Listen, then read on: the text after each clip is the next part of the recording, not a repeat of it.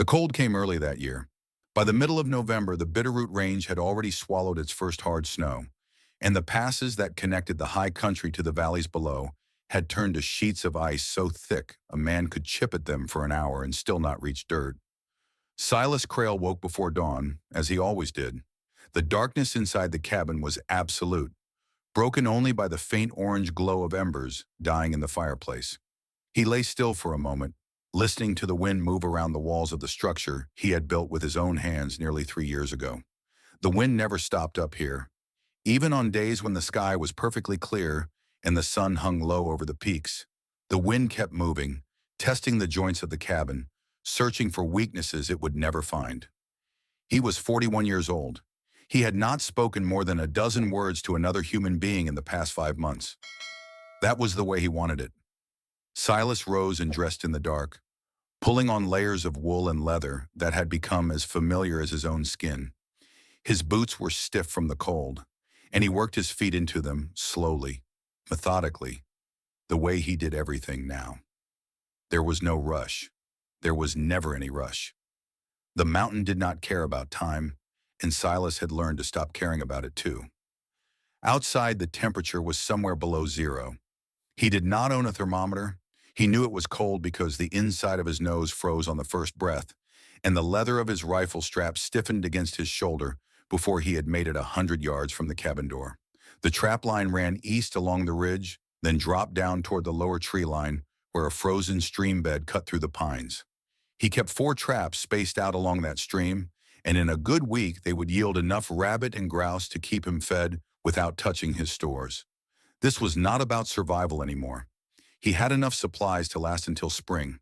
This was about routine, about having a reason to get up before the sun and move through the world as if his presence in it still mattered. The first trap was empty. The second held a rabbit, already stiff, its eyes glazed with frost. Silas reset the trap and put the rabbit in the canvas sack on his back and moved on. It was at the third trap, 3 miles from the cabin and perhaps a mile and a half east of the mining settlement called Copperhead Flats, that he saw the footprints. He stopped. They were not animal tracks. Silas had been reading animal tracks since he was 6 years old, when his father first took him into the Tennessee Hill Country and made him kneel in the mud and look.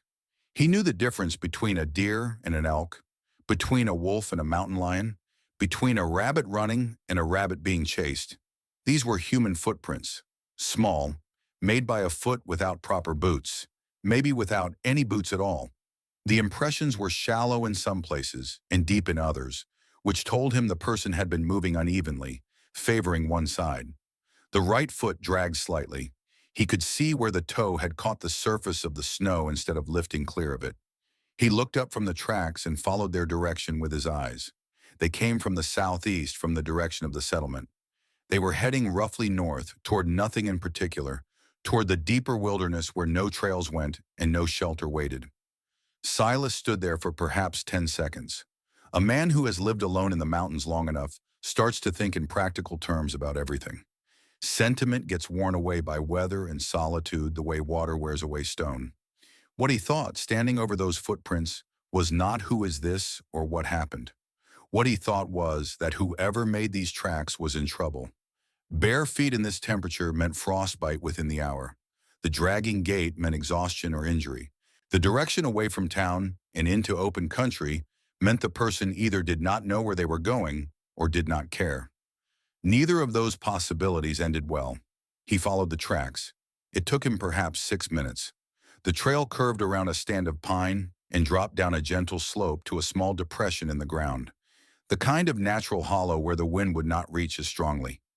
Animals sometimes used places like this for shelter.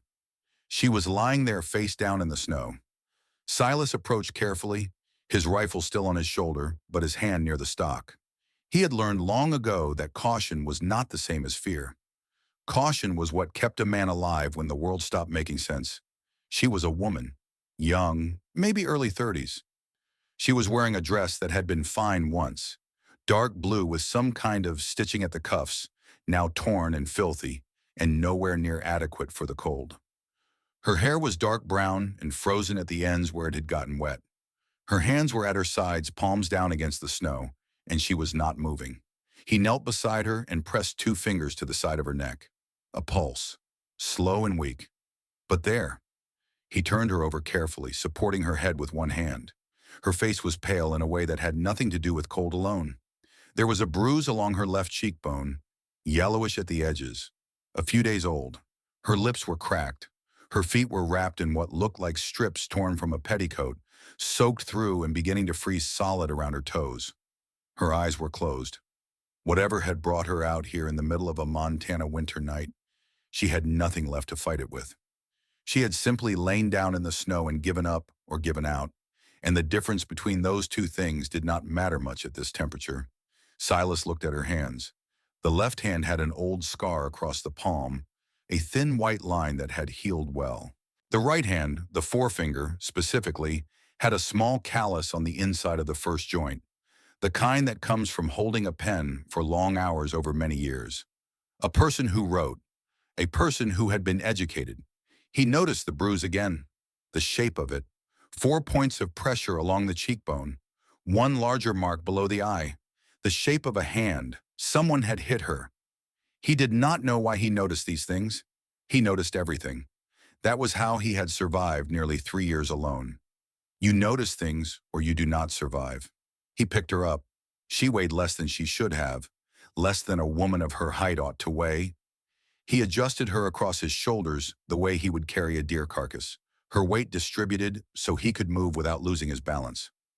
Copperhead Flats was 40 minutes away. His cabin was nearly 4 hours in the opposite direction. She needed warmth, and she needed it soon. Whatever else could be said about Copperhead Flats, it had fires burning in it. He turned toward the settlement. He walked fast, keeping to the low ground where the wind was less severe. She made no sound the whole way. Her breathing was shallow and quick against the back of his neck. Little white puffs of vapor that told him she was still with him, still somewhere on the right side of the line. The settlement came into view through the trees about 40 minutes after he found her. He could hear it before he saw it. That was always the way with Copperhead Flats.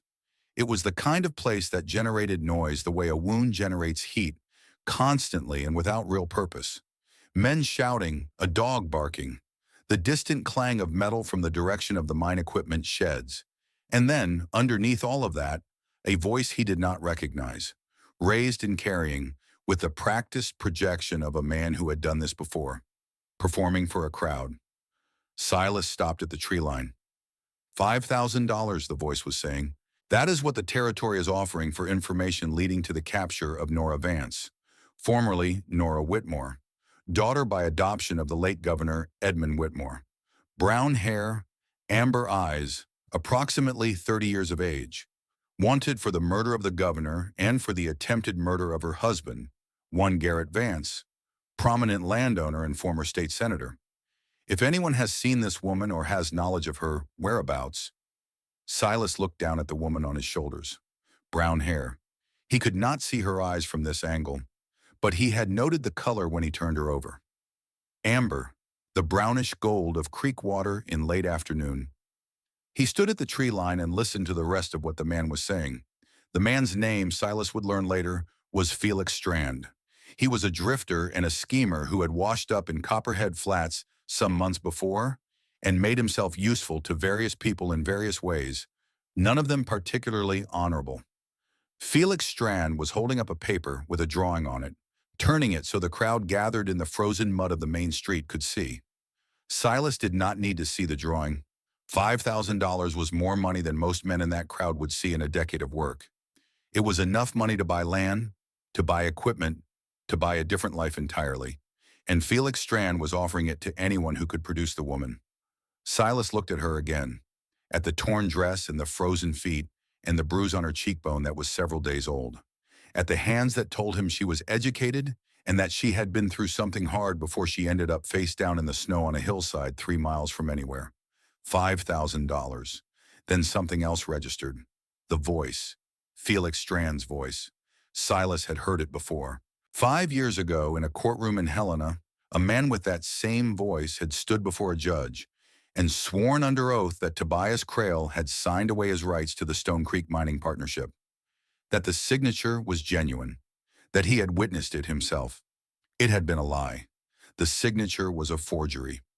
Silas had known it, and his father had known it, and the lawyer they could barely afford had argued it for 3 days. But Felix Strawn had testified with such conviction, such practiced sincerity, that the judge had ruled against them. And after that, everything had fallen apart. Silas stood at the tree line, carrying a woman who was wanted for murder, and looked at the man who had helped destroy his family. Felix did not see him. The crowd was focused on the announcement, on the promise of money, on the excitement of a manhunt. Silas turned away from the settlement and walked back into the trees. He went around Copperhead Flats in a wide arc, staying in the timber, moving carefully so that no one at the edge of the crowd would see him. It added 20 minutes to the journey. He bought the supplies he needed from a trader who operated out of a storage building on the north end of the settlement. Salt and flour and 2 boxes of ammunition. Paid cash. Said nothing about what he was carrying. The trader did not ask. In places like Copperhead Flats, people learned quickly that asking questions about what other men were carrying was a good way to find yourself on the wrong end of a very short conversation. Then Silas went up the mountain. The woman woke somewhere on the second hour of the climb when the trail steepened and he had to adjust her weight. She came partway back to consciousness from the jostling. She did not speak. She made a small sound, sharp and frightened, and went rigid against him. "You are all right," he said. "I am taking you somewhere warm." She did not respond to that, but after a moment she stopped being rigid and went limp again, and he kept climbing. She was fully conscious by the time he reached the cabin. He sat her down in the chair closest to the cold fireplace and went to work building the fire. Pine kindling first, then larger splits, working fast but not careless. The fire caught inside 2 minutes. He added more wood and turned back to her. She was watching him. Her eyes were open and fixed on him, with an expression that was not quite fear and not quite something else. It was the look of a person who has been through enough that they have used up their fear, and now they are simply watching, simply calculating, simply trying to understand what the next threat is going to be and where it is going to come from.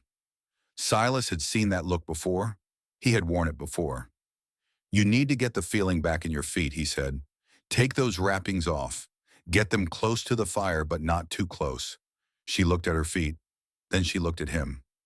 "I can do it myself," she said. Her voice was low and careful, the voice of someone who is measuring every word before they release it. There was no accent he could easily place, which usually meant a person had lived in enough different places that no single one had stuck. "All right," he said. He went to the small room in the back where he slept and got a blanket and brought it out and laid it over the back of the chair near her without touching her and without saying anything about it.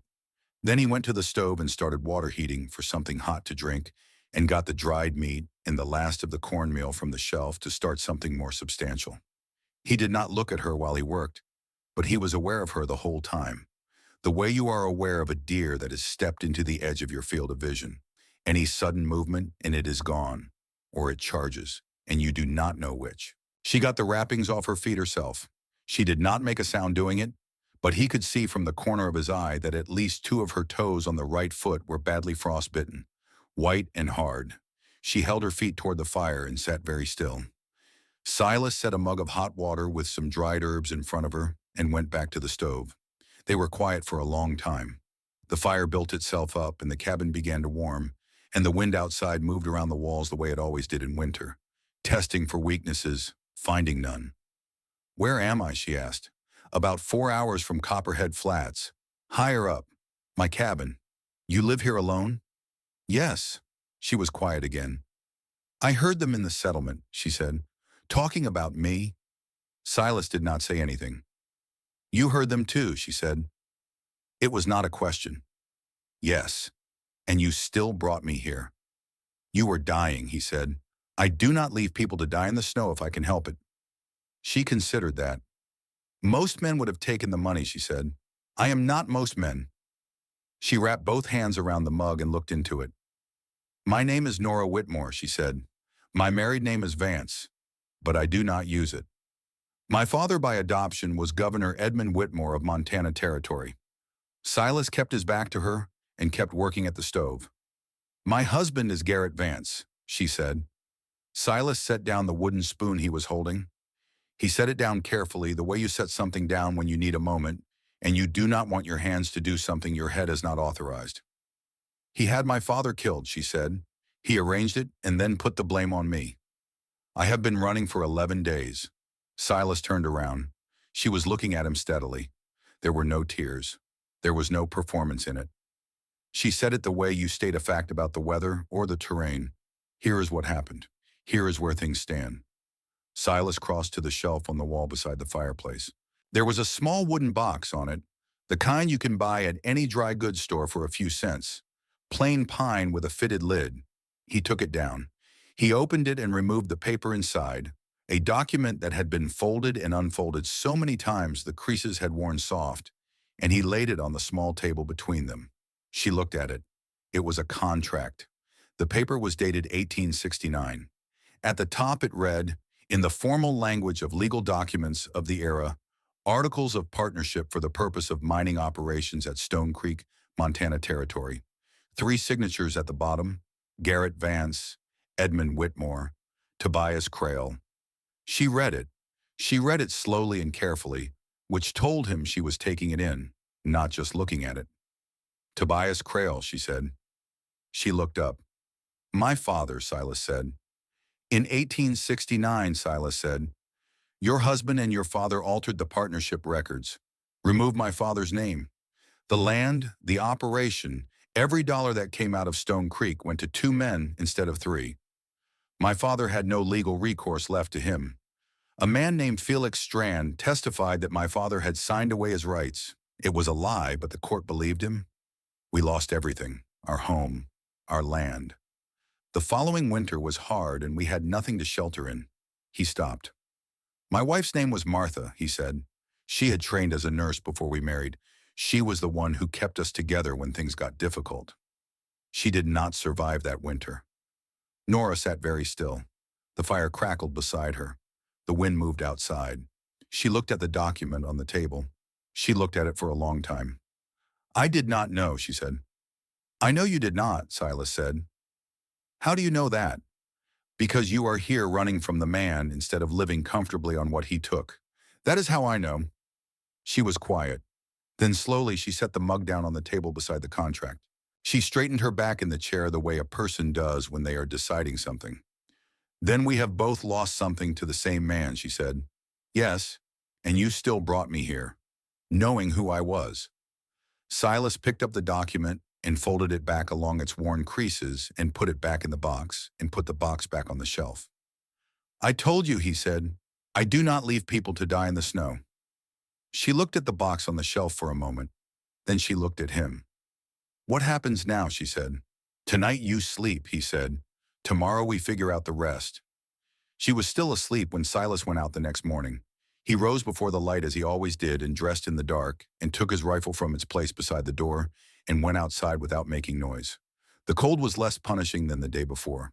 The sky was clear and full of stars, the kind of sky you only get at high elevation in the deep cold where the air is too thin and too frozen to hold any haze. He checked the trap line, reset 2 traps, came back with another rabbit and a grouse that had gotten its foot caught. By the time he pushed open the cabin door, the sky had gone from black to gray, and inside he could see that Nora was awake and moving. She had found the cornmeal and the dried strips of venison, and she had started a pot on the stove. She was standing at the stove, stirring when he came in. Wearing the blanket he had left on the chair, wrapped around her shoulders like a coat, her back to him, her hair loose and still not entirely dry from the day before. He set the rabbit and the grouse on the work table without saying anything. She did not startle. She had heard him coming, or she had not been startled by sudden sounds or movements for a long time. I hope this is all right, she said, nodding toward the pot. I was not sure of your proportions. It is fine, he said. He began cleaning the grouse. She finished at the stove and set 2 plates on the table without being asked and sat down. He washed his hands and sat across from her, and they ate. She ate the way someone eats when they have been hungry for a long time and are trying not to show it. Controlled, measured bites. But she finished everything on the plate in less time than she would have liked, he thought, and she did not look at his. How are the feet? He asked. Better than yesterday. The toes on the right side are still numb. It may take a few days. Stay off them as much as you can today." She nodded. They were quiet again. The stove ticked. Outside, the light was coming up slowly, gray turning to pale gold along the tops of the peaks to the east. Silas had been turning something over in his mind since he came inside. An equation he did not like the result of, but one he could not make come out differently no matter how he arranged the numbers. "They will come up here," he said. She did not look surprised. "Garrett's men, or anyone else who wants the money badly enough. Copperhead Flats is not a large settlement. Someone saw me buy supplies yesterday. Someone always does. And someone will put that together with the woman they were told to look for. Maybe today. Maybe in 2 days. Not longer." She looked at her hands resting on the table. "Then I should leave. In those feet, you will not make it to the tree line." "Then what do you suggest?" Silas looked at her. She looked back. There was that steadiness again, that quality he had noticed the night before, the quality of a person who had run out of room for anything but the essential thing. "I know a way over the Blackthorn Pass that does not follow any existing trail," he said. "It is longer and harder, but it does not appear on any map I have seen, which means it does not appear in any search pattern someone from the settlements would use. On the other side of the pass, 2 days of travel, there is a town called Millbrook. Most people do not know it. That is the point. My cousin is the deputy sheriff there, Ezra Crail. He is a man who takes the law seriously, which is either a problem or an asset depending on what we bring him when we arrive." She considered that. "What would we need to bring him?" "Something worth more than a warrant," Silas said. "Something that makes it in his interest to listen before he acts." She was quiet for a moment. Then she spoke. "I may have something. It depends on whether a woman named Agnes Holbrook made it out of the Capitol when I did. She was my father's housekeeper for 20 years. She was there the night he died." She paused. "She saw things that I did not see, things that I only understood later, after it was too late to use them. Can you reach her? If she went where I think she went, if she had time, yes, possibly." She looked at him. "The question is whether she got out in time. And the question after that is whether, if she did get out, she is still willing to stand up and say what she saw." "You doubt that?" "I doubt nothing about Agnes Holbrook's courage," she said quietly. "I doubt the world's willingness to make room for it." They were quiet for a moment. The fire was settling into its steady phase, the initial burst of combustion giving way to the even sustained heat that would last through the rest of the day if he managed it correctly. "The contract," she said, "the one your father signed. You have carried it for how long?" "Since he died." 18 months after we lost the land. You intended to do something with it. I intended to find someone with the authority to look at it and the willingness to do something about what they found. In 5 years, I did not locate anyone who was both. "Ezra Crail," she said. "Your cousin. He is an honest man. I have not always agreed with his methods, but his honesty I have never doubted. Then he may be what we need. If we bring him enough to work with." She looked at the pine box on the shelf. "A contract that is 5 years old with no witness and no corroborating evidence is a piece of paper." "I know. A piece of paper plus a witness plus physical evidence is a different thing entirely." She nodded slowly. She understood. "Then we need Agnes," she said. "We need Agnes." She looked at the fire for another long moment. Then she did something he had not expected. She straightened her back and turned to face him directly. And when she spoke, her voice carried the particular weight of a person who is about to say the thing they have been building toward and who is not going to soften it. "There is one more thing you need to know," she said, "before we go any further, before Millbrook and Ezra Crail and whatever comes after." He waited. "The night my father died, I was holding the decanter. I poured the glass. My father drank from it." She held his eyes without blinking. "I did not know what was in it. I have sworn that to myself, and I believe it completely. But I was the instrument of it, however unwilling. A jury looking at the facts as Garrett has arranged them will see a woman who had motive, who had access, and who was holding the vessel in her hands at the moment of death." "You are telling me you cannot win this cleanly," Silas said. "I am telling you that the evidence against me, as Garrett has constructed it, is not invented from nothing. It is built from real facts arranged to point in a false direction. Dismantling it requires more than my word." which is why you need Agnes. And the physical evidence Agnes can speak to. Yes, and if Agnes did not make it out. She was quiet for a moment. Then I am a woman who murdered her father and fled justice, and led an innocent man into serious legal difficulty. She said it without self-pity. It was simply the calculation laid out, which is why I am telling you now. In this cabin, before we go further, you deserve to know the worst part first, not the easy part. Silas looked at her. In the 5 years since he had lost Martha and the land and everything that had been built on both, he had become, out of necessity, a good reader of people. Not of their words, which anyone can manage, but of the space between their words, the thing that lives in the pause before a sentence and the set of the shoulders during it. What he read in Nora sitting across from him in a cold cabin on the side of a Montana mountain was not innocence performing itself for an audience. It was something harder to manufacture. It was a person who had decided that the truth, all of it, was the only thing worth offering, even when the truth was dangerous. Martha had been like that. The thought came and he did not push it away as he usually did. He let it be there for a moment.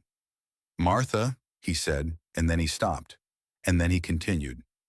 "My wife, she used to say that truth which costs something to speak is the only kind that matters, that the easy truths take care of themselves." Nora looked at him. She did not respond immediately. She let the words sit in the air between them, the way a person lets something fragile rest before deciding where to put it. "She sounds like someone who knew how the world actually worked," she said finally. She did. They were quiet again. Outside, the wind worked along the eaves of the cabin. The fire held steady. Silas glanced at the shelf beside the bed in the back room. Visible through the open doorway was the only other object in the cabin that had not been put there for purely practical reasons. A pair of reddish-brown gloves, woman's gloves, the kind made from soft leather, neatly folded together, dusty from months of not being touched. Martha had owned 3 pairs of gloves. Her hands always felt the cold before the rest of her did. These were the ones she had with her the last time he saw her. He had kept them because throwing them away had never been something his hands were willing to do. Nora followed his glance. She saw the gloves. She did not ask about them. She looked away deliberately, the way a person looks away from something that is not theirs to look at. "We leave tonight," Silas said. "Not tomorrow. Tonight. After dark. The cold will be harder, but the dark covers the tracks until the morning wind can work on them. By the time anyone traces where I went for supplies yesterday, we will already be on the other side of the first ridge." She nodded. "We will need to move light," he said. "1 pack.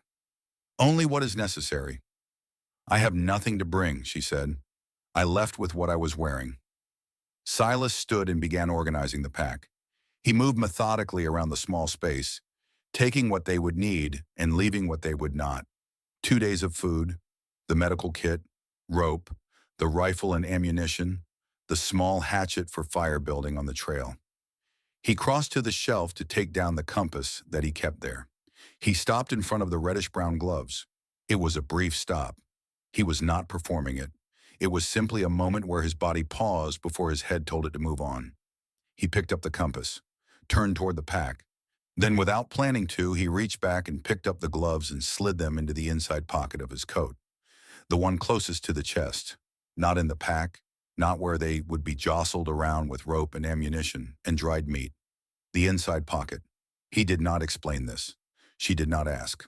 The afternoon was long and quiet. He showed her what she needed to know for the journey, how to move on snow so the compression of your footfall is even and does not leave a deep print. How to read the sky in the northwest for the kind of storm that builds fast and comes down without warning. How to listen, not with the front of the ear but with the back of the skull. The way sound registers when you stop trying to hear it and just let it come to you. She learned quickly. Better than quickly. She asked the right questions.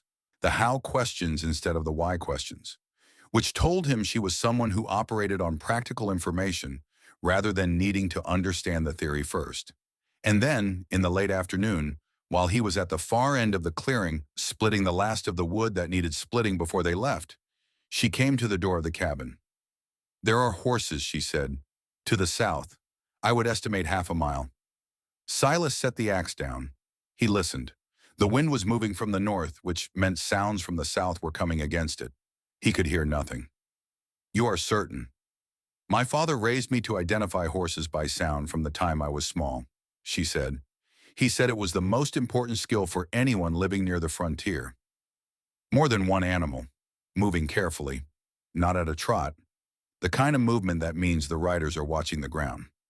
Silas went inside and got the field glass and climbed to the ridge above the cabin. It took him 3 minutes. 3 horses stopped at a vantage point that gave a clear view of the cabin and the surrounding clearing. They were standing motionless, the riders looking down. One of them was holding something up, a piece of paper, comparing it to what he saw below. They stayed for 5 minutes. Then they turned and went back down the slope the way they had come. They had not seen him on the ridge. He had been careful. He came back down. "They were confirming the location," he said. "They are not certain yet. They will go back to the settlement and report what they found. And then they will return with more men." "How long?" He thought about the ride back to Copperhead Flats, the conversation, the organization, the ride back up. If they push through the night, they could be at the cabin by first light. If they rest mid-morning. "Then we go now," she said. "Not tonight. Now." He looked at the sky. 3 hours of light left. Maybe a little more. "Yes," he said. They moved quickly and without wasted motion. She tied her hair back and put on the second coat he had, which was too large for her, but better than what she had come in. She laced the spare boots he had found in the back room, his own but stuffed with cloth to make them fit. Without complaint, without comment. He banked the fire so it would smolder rather than burn, giving the impression of a recently occupied cabin to anyone who approached. He shouldered the pack. She was standing by the door. "Ready." The green was already fading out of the western sky. He looked around the cabin once, the way you look at a place when you do not know if you are coming back to it. Then he looked at her. She was looking at the pine box on the shelf, not with greed, not with sentimentality, with the kind of recognition you have when you see something that belongs to a story you have only heard part of. Silas took the pine box down and put it in the pack. The contract inside it had started all of this. It needed to go where they were going. He opened the door. The cold came in, and the last of the daylight came in with it, thin and pale and slanting down through the pines at a low angle. They walked out into it together, and he pulled the door shut behind them, and they moved into the trees, away from the trail, away from the settlement, away from the 3 sets of hoof prints in the snow below the ridge. The mountain was quiet around them. His footprints broke the surface of the snow with a sound like paper tearing, small and steady. Hers came behind, lighter but consistent. He did not look back. There are places a man carries with him, not because they are his anymore, but because leaving them behind in the physical sense does not accomplish the thing he hoped it would. Silas had learned that over nearly 3 years of trying. The mountain had not cured him of anything. It had only given him enough quiet to hear what was already true. What was true was that he was walking away from a dead fire in an empty cabin with a woman whose husband had helped destroy his family, and he was carrying in his chest pocket a pair of reddish-brown gloves that belonged to someone who was not coming back, and in his pack a document that might finally mean something to someone who had the authority to act on it. What was also true was that for the first time in nearly 3 years, he was walking towards something instead of away from it. He did not know yet what to make of that. The trees closed around them, and the last of the light fell out of the sky to the west, and they kept moving north toward the pass, toward Millbrook, toward whatever was waiting on the other side of the mountain. Nora walked behind him and did not ask how far it was or how long it would take. She simply walked, steady and quiet, into the gathering dark. The Blackthorn Pass did not forgive mistakes. Silas had crossed it 4 times in nearly 3 years, always alone, always in conditions that most men would have considered reason enough to turn back. The trail, if you could call it that, was less a path than a memory of one, a sequence of landmarks that existed only in the knowledge of people who had learned them from other people who had learned them before that. There were no blazes cut into the trees. There were no cairns of stacked stone. There was only the particular angle of a rock face at the first bend, the sound of a specific creek crossing where the water ran shallow over a shelf of granite, even in the deepest freeze. And the way the ridge line above looked against the sky at the point where you needed to leave the timber and cross open ground. He had memorized all of it. That was the only map that mattered. They traveled in silence for the first 3 hours. The cold was serious but not dangerous as long as they kept moving. And they kept moving. Nora matched his pace without complaint and without asking him to slow down. He adjusted anyway slightly, not because he doubted her, but because he had 2 days of distance to cover, and burning everything in the first night was a poor strategy. She moved well in the dark, better than he expected. She watched her footing, kept her weight low on the steep sections, used the trees for balance rather than grabbing at them, which would have slowed her down and left marks. On one section where the trail dropped sharply and the snow had crusted into a slick sheet of ice over the underlying rock, she went down on one knee, caught herself, and was back on her feet before he had fully registered that she had slipped. She did not say anything about it. He did not say anything about it. Around midnight, by his estimation, they reached the abandoned station. It had been a forest ranger outpost once, in the years when the territory had made a serious attempt to manage the timber in the high country. Before concluding that the high country would manage itself on its own terms, regardless of what anyone did about it. The building was small, one room with a sleeping loft that had partially collapsed on one side. The roof was intact on the south end, which was what mattered. The door had warped badly in its frame and required a shoulder to open, but it opened. Inside, the cold was only marginally less severe than outside. There was a small iron stove in the corner, a design he recognized as functional, and a stack of wood that someone at some point in the past year or two had left cut and split and piled against the interior wall. Dry enough. He built a fire, small enough to provide heat without the kind of smoke that would be visible from a distance. The light was sealed inside by the shuttered windows and the warped door. Within 20 minutes, the south end of the station was approaching something a person could call warm without lying. Nora sat on an overturned crate and held her hands toward the stove and looked at the floor. Silas found a collection of tools and equipment in the corner near the collapsed loft, old and dusty, but organized. Someone had cared about this place once. Among the items was a small wooden kit box, the kind a field medic or careful outdoorsman might carry. He brought it to the light of the stove and opened it. It had been left behind for a reason. Not everything in it was still useful, but there were bandages, dry and still sealed, a small bottle of carbolic solution, nearly full, a folding knife, sharper than any tool that size had a right to be, needle and thread. He carried it to the crate where Nora was sitting and set it down beside her without comment. She looked at it, then she looked at him. "I noticed you had nothing," he said. She opened the kit and examined its contents with the practiced eye of someone who had done this before, assessing usefulness, understanding composition, working quickly. She reorganized the contents and closed the box and set it on the crate next to her. She handled the medical supplies the way Martha used to, the same precise movements, the same quick assessment. He had not thought about that in years. "There is enough here to manage a moderate wound," she said. "Infection, minor fractures, lacerations. Not enough for anything serious, but better than nothing." "I know." She looked at him. "I studied medicine in Philadelphia," she said, 2 years before I came back to the territory. "You did not finish. My father's health declined. There was no one else." She looked at the stove. "I have thought many times about what I would have done differently. Gone back after he stabilized, completed the degree. But the years have a way of filling up with the thing that is directly in front of you. And by the time I looked up, it was too late for a different arrangement." Silas did not respond to that. There was nothing to say about it that she had not already said better. He sat down on the floor across from her, back against the wall, rifle across his knees. The fire popped.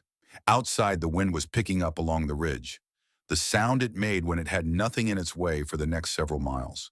She had not asked him where they were going when they left the cabin. She had not asked how long the journey would take. She had followed because there was no better option available to her, and she had understood that without being told. But there were things she had not told him. He knew that the same way you know when a stream is running deeper than its surface suggests. "Tell me about Garrett Vance," he said.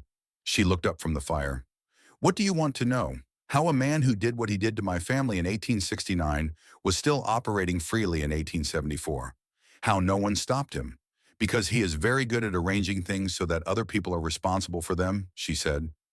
The partnership documents were altered by a lawyer named Creswell, who died 2 years later of a heart condition that was almost certainly not a heart condition. The land transfer was administered by a county clerk who moved to California with a sum of money that would not have been available to him on a county clerk's salary. Every step of it was insulated. Every person who touched it had a reason to stay quiet or was removed before they could become inconvenient. And your father, the governor, her voice did not change. That steadiness he had noted the first night. The quality of someone who has processed a thing so many times it has been worn smooth. My father refused to sign a land transfer agreement that would have given Garrett access to 3,000 additional acres of territory that bordered tribal land. Garrett had been working on that acquisition for 2 years. My father's refusal was the one obstacle he could not route around. Because my father was the one man in the territory whose authority in the matter was final and who Garrett could not buy. She looked at the fire. So he removed the obstacle. The night of the dinner, there was a formal dinner at the governor's residence, quarterly, for the territorial legislature and the prominent landowners. Garrett was there. He always attended. He brought the wine himself that evening, which was not unusual. He was known for bringing wine from his own cellar as a gesture of hospitality. She paused. He handed me the decanter after dinner and asked me to pour for my father. As I often did, I poured. My father drank. She stopped. You said Agnes Holbrook was there, Silas said. She was serving. She had been with my father since before I came to live with him. She knew every room in that house the way most people know the backs of their own hands. She paused again. After my father fell and the room became chaos, I saw Agnes. She was standing at the side of the room near the service door. She was looking at Garrett. Not at my father? At Garrett. She saw something, Silas said. I believe she saw him put something into the decanter before he handed it to me.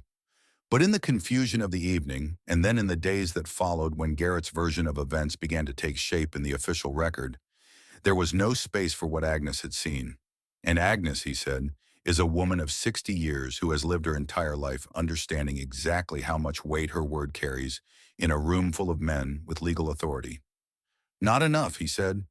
Not in the ordinary course of things, she agreed, which is why I need something more than her word alone.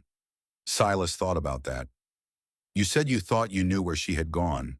There is a town called Harker's Crossing, about 40 miles east of the capital. Agnes has a sister there. If she had time to get out before Garrett's people thought to look for her, that is where she would have gone. She looked at him. The question is whether she got out in time. And the question after that is whether, if she did get out, she is still willing to stand up and say what she saw. You doubt that. I doubt nothing about Agnes Holbrook's courage, she said quietly. I doubt the world's willingness to make room for it. They were quiet for a moment. The fire was settling into its steady phase, the initial burst of combustion giving way to the even sustained heat that would last through the rest of the night if he managed it correctly. He added one piece of wood, not more. The contract, she said, the one your father signed. You have carried it for how long? Since he died. You intended to do something with it. I intended to find someone with the authority to look at it and the willingness to do something about what they found. In 5 years, I did not locate anyone who was both. Ezra Crail, she said, your cousin. He is an honest man. Then he may be what we need. If we bring him enough to work with, Silas said, a contract that is 5 years old with no witness and no corroborating evidence is a piece of paper. A piece of paper plus a witness plus physical evidence is a different thing entirely.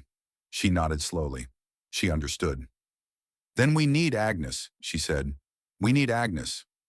She looked at the fire for another long moment. Then she spoke again. That man in Copperhead Flats, the one announcing the reward, Felix Strand. Yes, you know him.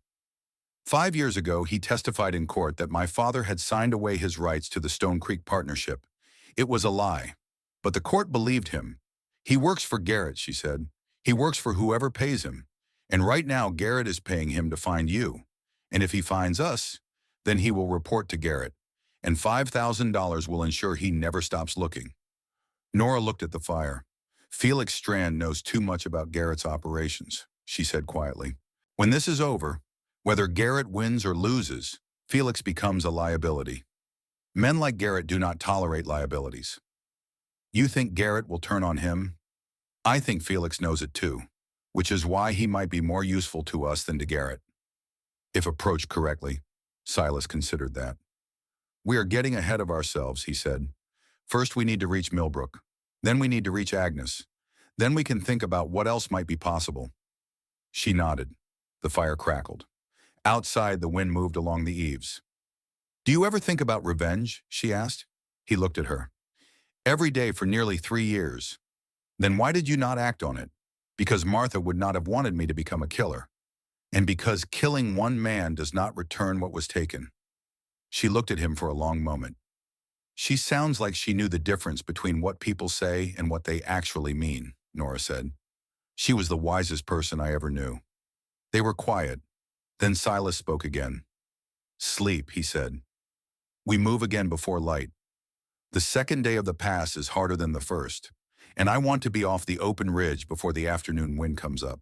She looked at the collapsed loft and then at the floor near the stove. The floor is warmer, he said. I will keep the fire.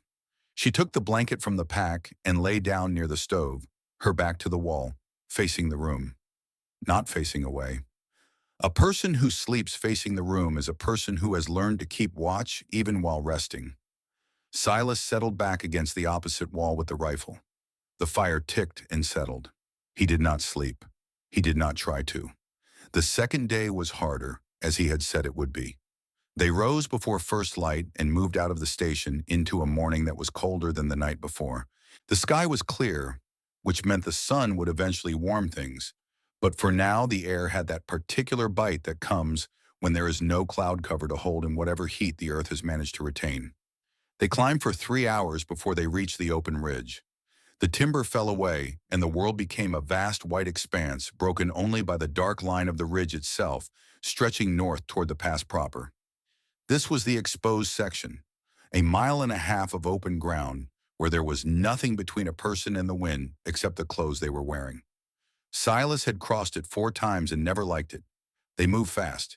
He set a pace that was just below running, the kind of ground-eating stride that covers distance without exhausting the person doing it. Nora stayed with him. She did not fall behind. She did not ask to stop.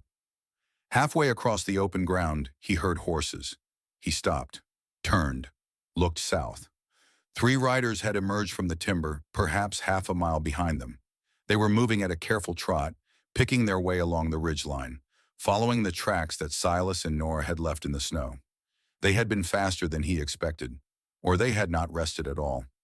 He calculated the distance to the timber on the north side, another 3/4 of a mile, 12 minutes at the pace they had been setting, 8 if they ran. The riders would close the gap to shooting distance in perhaps 15 minutes, maybe less if they pushed the horses. We need to run, he said. They ran. The snow was not deep on the ridge, packed down by wind, but it was uneven.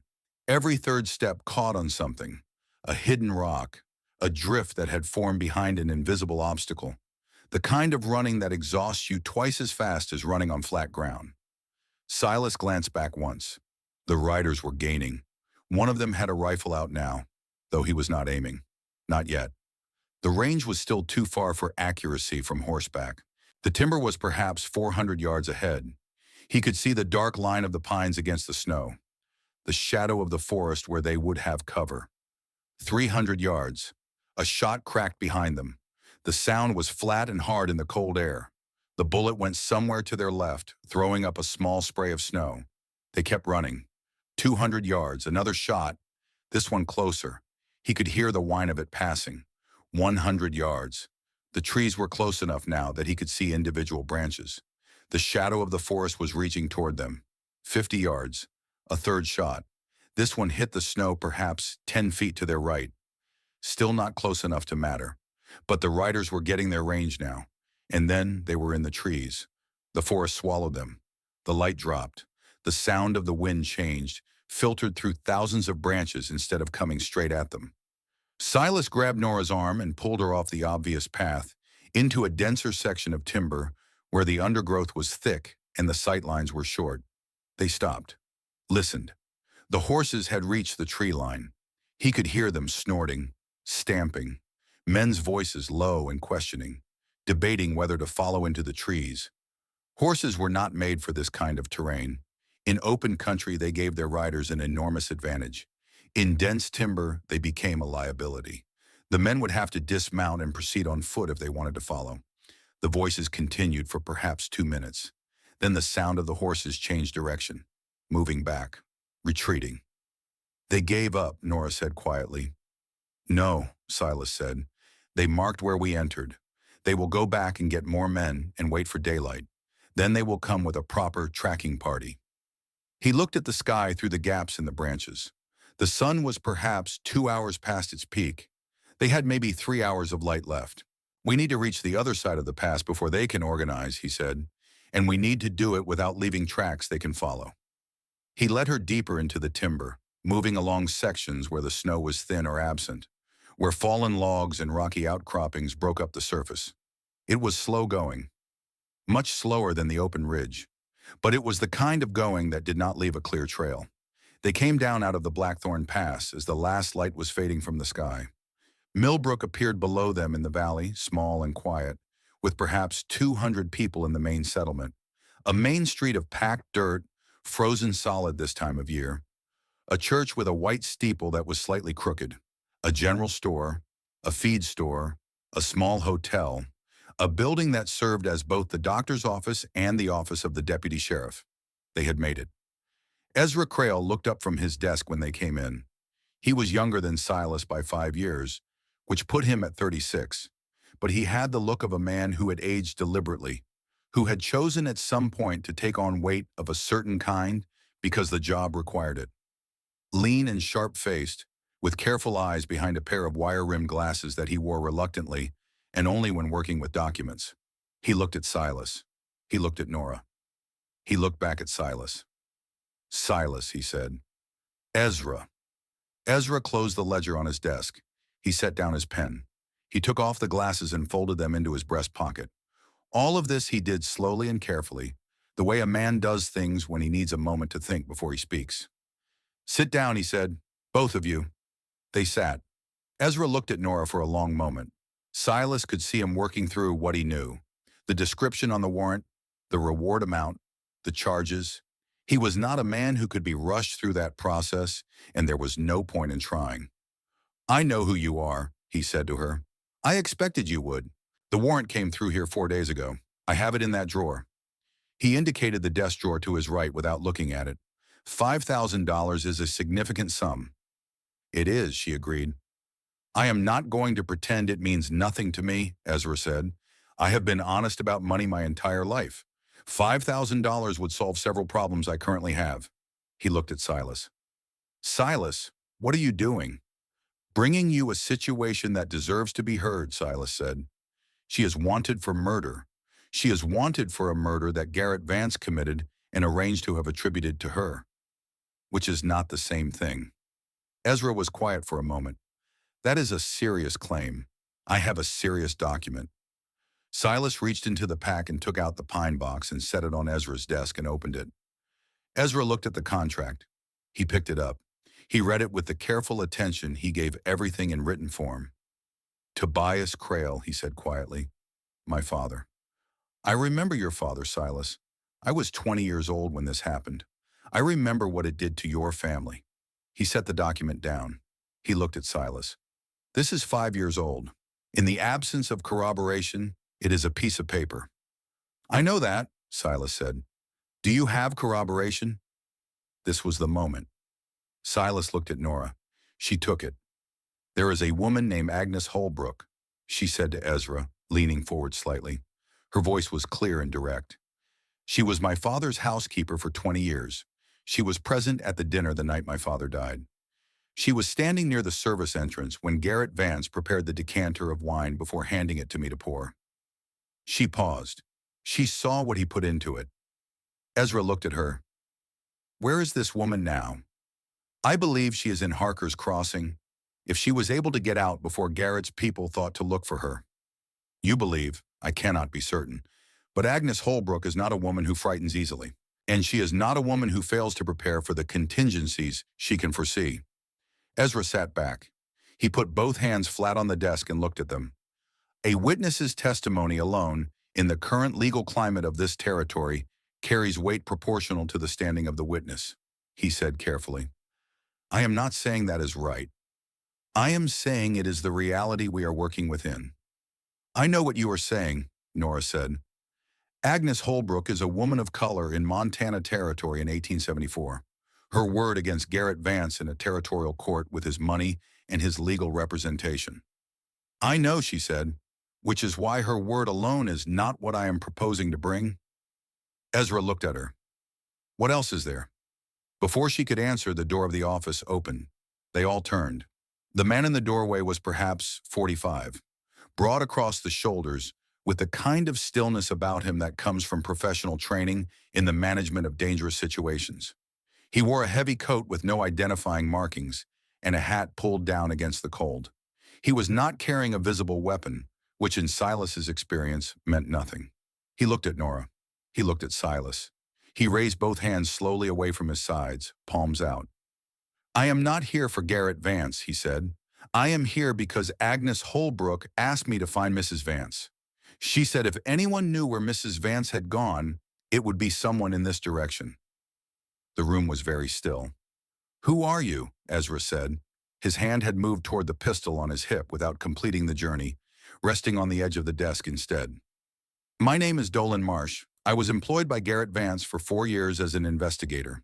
I am not currently in that employment. He looked at Nora.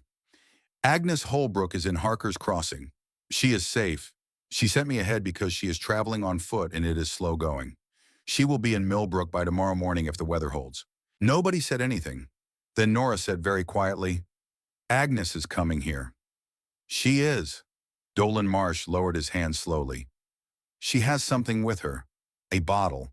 She has been carrying it since the night of the governor's dinner. She says she knows what is in it, and she says she knows who can prove what is in it.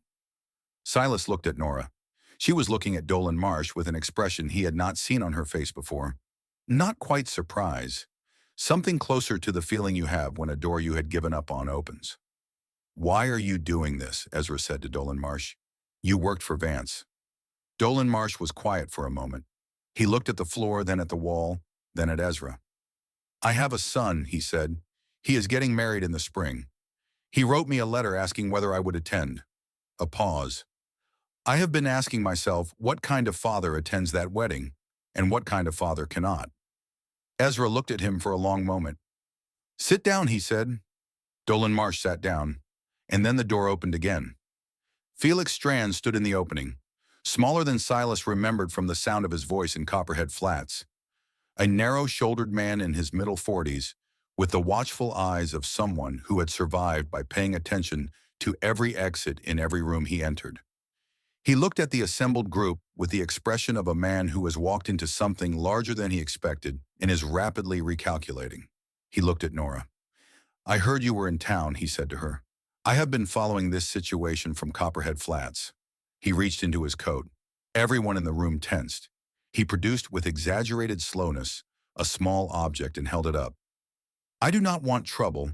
I want safe passage out of Montana Territory, and I want it guaranteed in writing in exchange for this.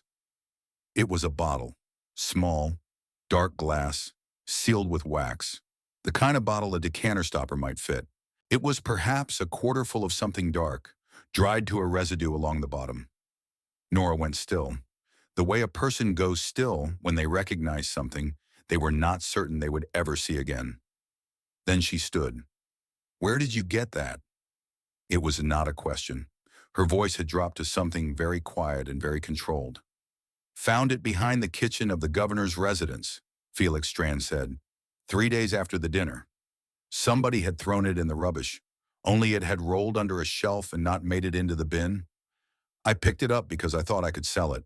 He shrugged, the shrug of a man for whom everything is a transaction. Turns out I was right. Only not the way I expected.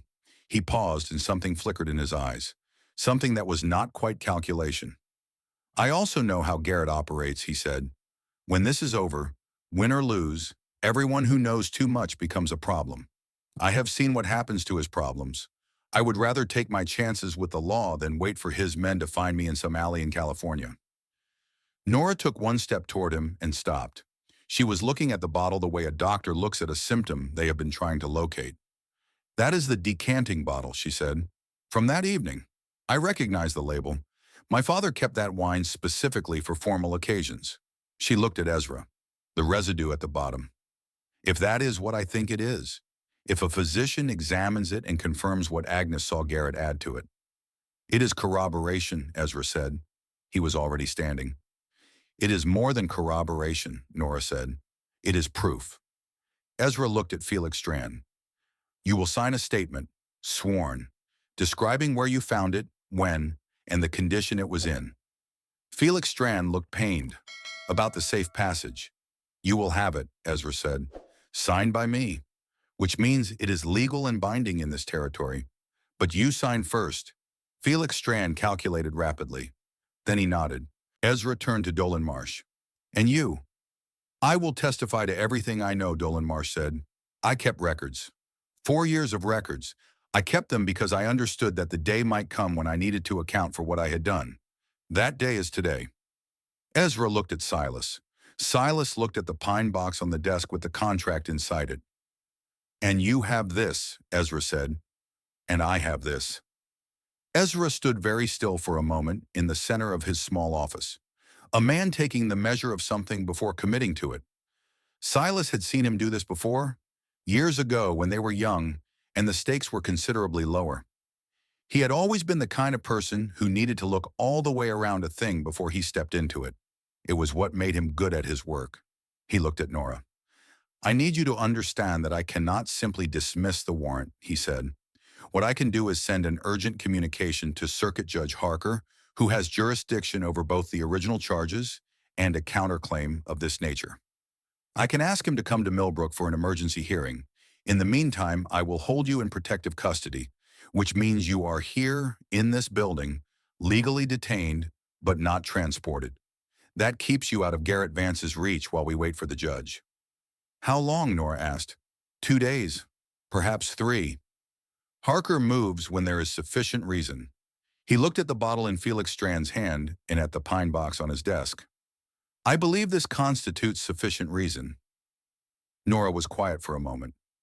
And Agnes, when she arrives tomorrow, her statement will be taken formally, witnessed, and included in the package I send to Harker. He paused. I want you to know that her account will be treated with the same weight as any other witness. That is not the universal practice in this territory, and I cannot speak to what will happen in other rooms. But in this office, it is the practice. Nora looked at him for a long moment. Agnes has been waiting a long time for someone to say that. I know, Ezra said. It should not have taken this long. That is a different conversation for a different day. For now, it is simply what is true. He moved to his desk and began drafting the communication to the circuit judge. Silas moved to the window. The main street of Millbrook was quiet in the late afternoon. The low winter sun was laying long shadows across the frozen dirt. A man was crossing toward the feed store with a load on his back. 2 women stood in conversation outside the general store, their breath making small clouds in the cold air. Ordinary, all of it. And somewhere south of here, probably already aware that something had shifted, Garrett Vance was going about his ordinary afternoon in his ordinary way. The way powerful men do when they believe the architecture they have built around themselves is still intact. He heard Nora come to stand beside him at the window. He did not turn. It is not finished, she said quietly. No, he agreed. But it is different than it was. She was quiet for a moment. Thank you. For the mountain. For all of it. Silas looked at the street. Martha would have done the same, he said. Nora did not respond immediately. He felt her look at him and then look away, out the window. No, she said after a moment. I think you would have done it regardless. I think Martha is the reason you know it was the right thing. But the doing of it was yours. He did not answer that. The sun went down behind the western peaks, and the cold intensified, and Ezra wrote his urgent letter to Circuit Judge Harker by lamplight, and the town of Millbrook went on around them, quiet and unremarkable, holding what had been placed inside it. Agnes was coming. The bottle was on the desk. Dolan Marsh's records were being organized. For one night, that was enough. Agnes Holbrook arrived at first light. Silas heard her before he saw her. The sound of slow, deliberate footsteps on the frozen boardwalk outside the deputy's office. The kind of steps that belong to someone who has been walking for a very long time and has made a decision somewhere along the way to stop counting the miles and simply keep moving until they stop needing to. He was awake. He had slept perhaps 3 hours on the floor near the stove in the back room of Ezra's office, which was more than he had expected to manage. Nora had slept in the chair at Ezra's desk, her head resting on her folded arms.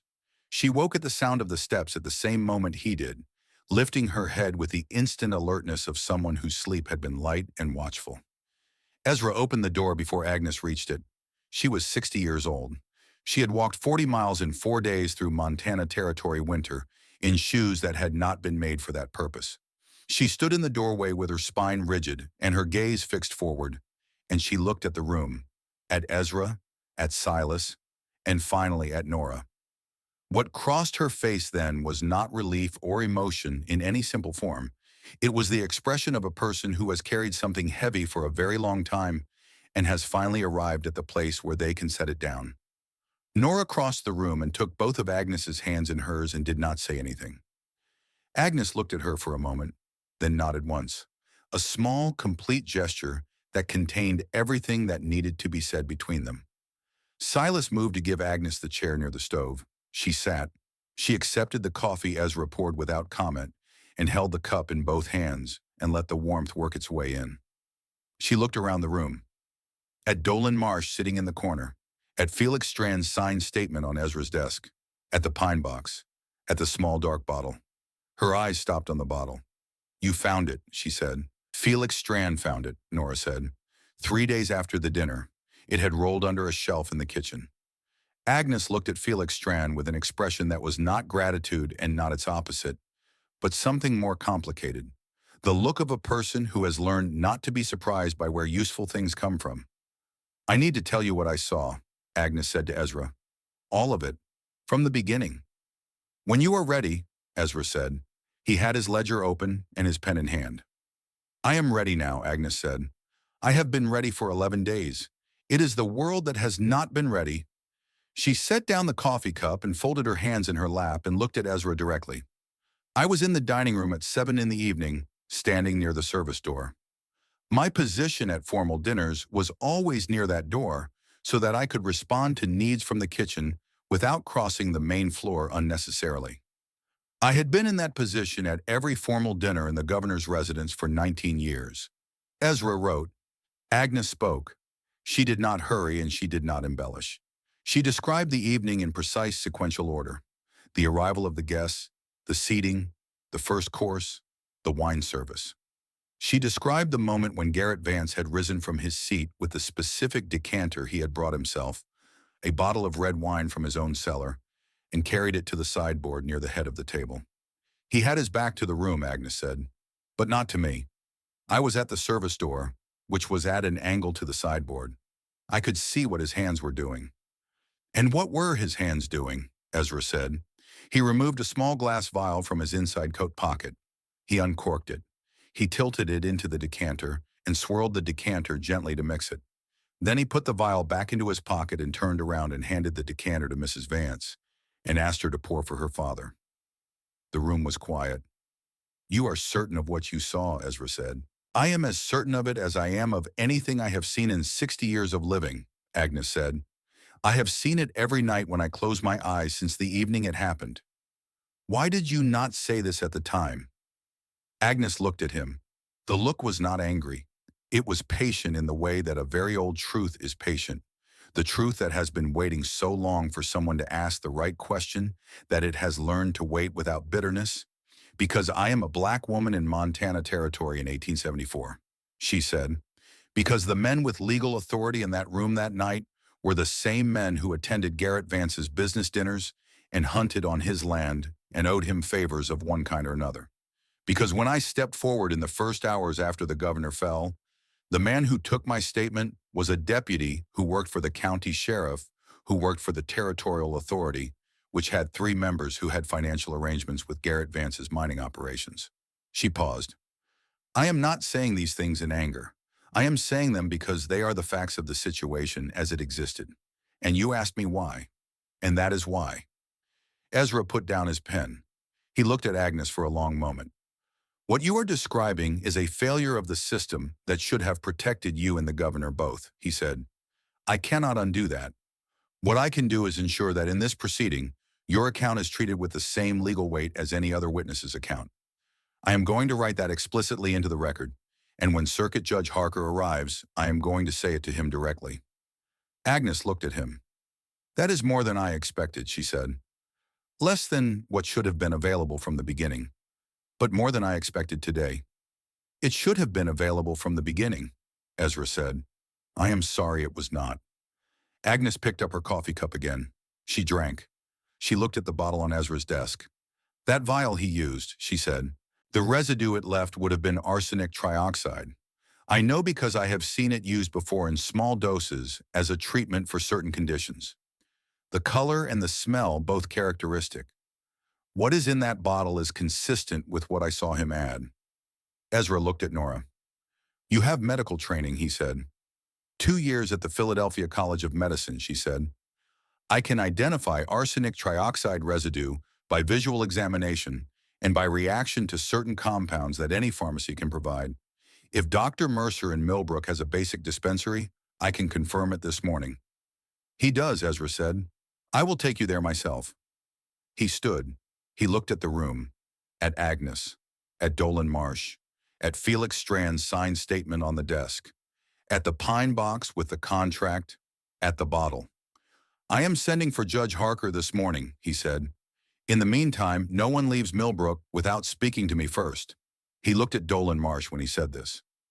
I have nowhere to go, Dolan Marsh said, and nothing to run from that I have not already been running from for 4 years. Ezra put on his coat. They had been gone perhaps 20 minutes, Ezra and Nora, when Silas heard the horses. Not 1 or 2. Many. The sound of organized movement. Multiple animals coming in from the South Road at a controlled pace. The pace of people who are not hurrying because they do not believe they need to. He went to the window. Garrett Vance rode at the front. He was not what Silas had imagined over 5 years of thinking about him. He was smaller than the version in his head, narrower through the chest, with a face that was unremarkable in the way that faces are sometimes unremarkable when the person wearing them has long since concluded that the impression they need to make does not depend on their appearance. He was 52 years old. He rode with the easy authority of a man who has never had a serious reason to doubt that the world would arrange itself to accommodate him. Behind him rode Dolan Marsh's former colleagues, 6 men who carried themselves the way professional muscle carries itself. Economically, without display, conserving the thing until it is needed. And beside Garrett Vance, to his right, rode a man in a suit who carried a leather satchel across his saddle, which meant he was a lawyer, which meant Garrett had known this was coming and had prepared for it with the thoroughness that had kept him insulated for so long. Silas turned to the room. Agnes was already on her feet, not to run. She was standing straight, looking at the window with the expression of a woman who has been through enough that the arrival of more difficulty is simply the next thing to be dealt with. Dolan Marsh had not moved from his chair. He was looking at the window with an expression Silas could not fully read. Something between recognition and resolve. The look of a man who has arrived at a decision and is no longer uncertain about it. Stay here, Silas said, to Agnes, to Dolan. You too. He went outside. Garrett Vance pulled his horse up in front of Ezra's office and looked down at Silas. He took his time about it. He was a man who understood the language of small delays and what they communicated. You are Silas Crail, he said. Yes. Tobias Crail's son. Yes. Garrett looked at him with the careful attention of someone assessing a variable they had not previously accounted for. Your father was a capable man, he said. A difficult situation. What happened to his partnership arrangement? These things occur in the course of complex business dealings. They occur, Silas said, when someone arranges for them to occur. Garrett smiled. It was not the smile of a man who finds something funny. It was the smile of a man who has had long practice at presenting pleasantness as a surface. I have a legal order for the transfer of Nora Vance to the custody of the Territorial Marshal's office, he said, signed by Judge Alderman of the 2nd District. I would like to speak with Deputy Crail. He is not here. Then I will wait. He did not move to dismount. His men did not move. The lawyer with the satchel looked at the office building with the assessing eye of someone calculating how a space could be entered and controlled. Silas stood in front of the door. They looked at each other. This was the man, the one who had taken the land, who had turned his father out into a winter that killed him by degrees, who had done the same to Martha, who had done it with paperwork and lawyers and the comfortable machinery of legal legitimacy, so that no single act could be pointed to as the cause. Only the accumulation of acts, the layered results. Silas had 5 years of feeling about this moment. He had imagined it many ways in the dark hours of the mountain winters, when there was nothing to do but feed the fire and think. None of the versions he had imagined looked like this. His hand was not on his rifle. He had made that choice consciously when he came outside. Nora had made it for him, in a way, on the night in the cabin when she had told him the worst part first so he would know what he was walking into. Because killing Garrett Vance would destroy everything they had built, would turn a legal case into a revenge killing, would make Nora's situation worse, not better. Ezra Crail will be back within the hour, Silas said. You can wait or you can go. Either way, you will deal with him and not with me. Garrett Vance looked at him for another long moment. Then he looked at the office door. Something passed across his face. A small recalculation. The briefest acknowledgement that the situation was not entirely as he had expected it to be. He did not dismount. His men did not move. But he waited. Ezra returned 40 minutes later with Nora beside him. He saw the situation from halfway down the main street, and his pace did not change. Did not hurry, did not slow. He walked the same way to the end. He looked at the legal order Garrett's lawyer presented. He read it slowly and carefully. Then he looked at Garrett Vance. This order was issued by Judge Alderman of the 2nd District, Ezra said. Correct, the lawyer said. This matter falls under the jurisdiction of Circuit Judge Harker, who has authority over both the original warrant and the counterfiling I submitted this morning, Ezra said. Judge Alderman's order is valid in the 2nd District. We are in the 3rd District. I have a communication from Judge Harker's office confirming his jurisdiction and his intention to conduct an emergency hearing in Millbrook within 48 hours. He produced the paper. He held it up. The lawyer looked at it. He looked at Garrett Vance. Garrett Vance looked at the paper, at Ezra, at Silas, at the window of the office behind them, where Silas knew he could not see Agnes standing back from the glass, but where something in his calculation was telling him that the variables were not arranged the way he had expected. My client has legitimate concerns about the security of the prisoner, the lawyer began. Your client is welcome to remain in Millbrook until Judge Harker arrives, Ezra said. He is not welcome to remove any person from this town or from my custody prior to that hearing. If he attempts to do so, I will arrest him for obstruction of territorial judicial proceedings. Silence.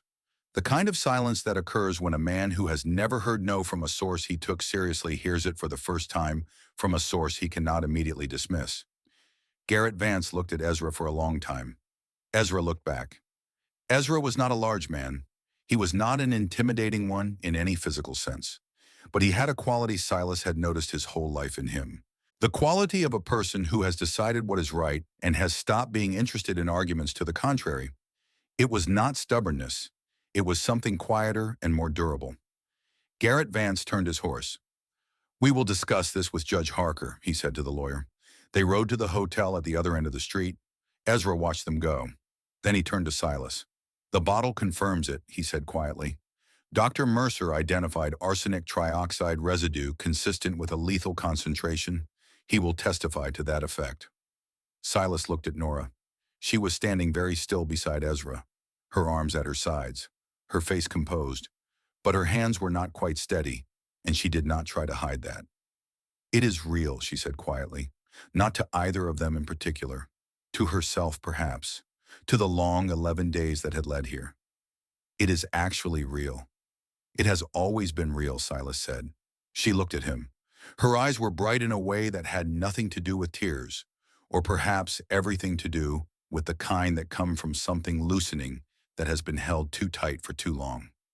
Come inside, Ezra said. We have work to do before Harker arrives. They went inside. Judge Solomon Harker arrived on the morning of the second day. He came alone, which surprised people who had expected the formal apparatus of a territorial hearing, the clerks and the bailiffs and the accumulated furniture of official proceedings.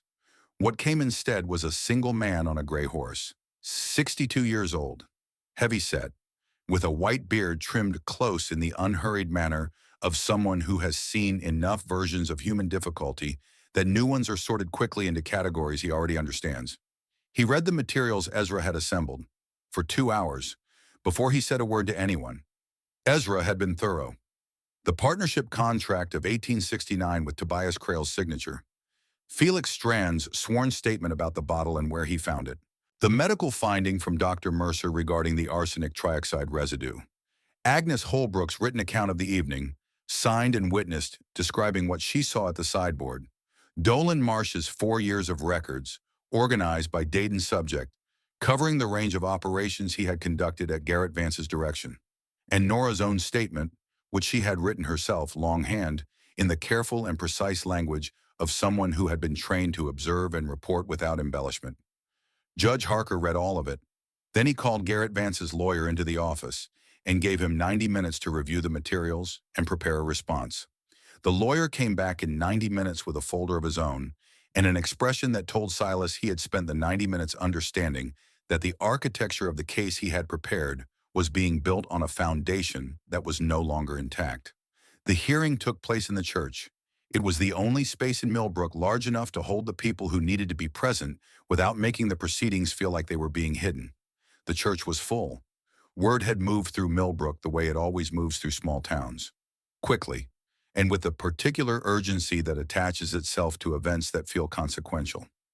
Farmers and shopkeepers and miners and their families filled the pews. They were quiet the way people are quiet when they understand they are watching something that matters. Agnes Holbrook sat in the front row. She had been given fresh clothes by the wife of the hotel owner, a woman named Mrs. Perry, who had taken one look at Agnes and decided without apparent deliberation that practical kindness was the appropriate response to the situation. Agnes sat with her hands folded in her lap and her eyes on Judge Harker. Dolan Marsh sat 2 rows behind her. He had the look of a man who has made peace with a difficult decision and is now engaged in the less dramatic but more sustained work of living with its consequences. Felix Strand sat at the far end of the last pew, near the door, positioned in the way of a man who wants to be able to leave quickly if the calculations change. But he stayed. Garrett Vance sat at the front, to the right, with his lawyer beside him. He was still presenting the surface, the composed face, the correct posture, the air of a man who finds the entire proceeding somewhat beneath him while acknowledging its formal necessity. But his lawyer's folder was open on his knee, and the lawyer was turning pages with the energy of someone looking for something they need very badly and are not finding. Ezra stood to the left of Judge Harker. Nora sat beside him. Silas stood at the back of the church, against the wall. Because standing at the back of rooms where things were happening had been his habit for long enough that it felt like the right place. Judge Harker called Agnes Holbrook first. She walked to the front of the church and stood before him, and she told the truth. The same truth she had told in Ezra's office. The same sequential, precise, unembellished account. Delivered in the same even voice. She did not look at Garrett Vance while she spoke. She looked at Judge Harker. When she finished, Garrett's lawyer rose. He questioned her for 20 minutes. He questioned her about her position in the room, the angle of her view, the lighting conditions at the sideboard, whether she had consumed alcohol that evening, whether she had reason to hold personal animosity toward Garrett Vance, whether she had discussed her account with Nora Vance prior to giving it. He was skilled, he was thorough, and he found no opening, because there was none. Agnes answered every question with the same patient precision she had brought to her account. She did not become flustered. She did not become angry. She did not qualify what she had seen. She had seen what she had seen. She knew what she knew. And the cross-examination did not change any of that. When the lawyer finished, Judge Harker looked at Agnes for a long moment. "Thank you," he said. "Your account has been entered into the record." Agnes walked back to her seat. Mrs. Perry, sitting beside her, put a hand briefly on her arm. Dolan Marsh came next. He opened his record book and read from it directly. Date by date, order by order, the legal falsification of the Stone Creek Partnership documents in 1869. The removal of Tobias Crail's name from the operating records. The arrangements made to ensure that the county clerk who administered the transfer moved to California. The preparation and execution of the plan for the governor's dinner. The instructions he had received in a room in Garrett Vance's house, sitting across a desk from a man who spoke of ending a life with the same inflection he used to discuss the movement of cattle or the timing of a shipment. Garrett Vance sat through all of it without moving. His lawyer objected where he could. Judge Harker overruled where the record was clear. The lawyer's objections became less frequent as the reading continued, until they stopped entirely in the last third of the book, where Dolan's records were most specific and most detailed. Dr. Mercer presented the physical findings regarding the bottle. He was a careful man and a credible one. He spoke in the language of medical evidence without reaching beyond what the evidence supported. The residue was arsenic trioxide. The concentration was consistent with a lethal dose. The bottle's seal and condition were consistent with it having been stored, not used since the night in question. When it was Nora's turn, she stood and she spoke, and she did not hide anything. She described the dinner. She described Garrett handing her the decanter. She described pouring the glass and handing it to her father in the 2 minutes that followed. She described her realization in the days after that what had seemed like a coincidence of opportunity was not a coincidence at all. She described 11 days of running, of cold, of the moment she woke on a stranger's back on a mountain she did not recognize and understood she was not dead. She did not look at Silas when she said that, but he felt it. When she finished, Garrett's lawyer asked to address the judge. He was a good lawyer. In the absence of what had been presented today, he would have been a very effective one. He argued procedural concerns about the admission of Dolan Marsh's records. He questioned the chain of custody for the bottle. He noted that Agnes Holbrook's account, while emotionally compelling, was singular and unverified by any second independent witness. Judge Harker listened to all of it. Then he asked Garrett Vance if he wished to speak. Garrett Vance stood. He straightened his coat. He looked at the room with the expression he had worn for the duration of the proceedings. Composed, slightly above the material. The expression of a man who has always found a way and expects to find one now. He spoke for 12 minutes. He was articulate, measured. He constructed in real time a version of events that accounted for each piece of evidence by explaining it as misunderstanding, misidentification, or motivated fabrication by people who had reason to damage him.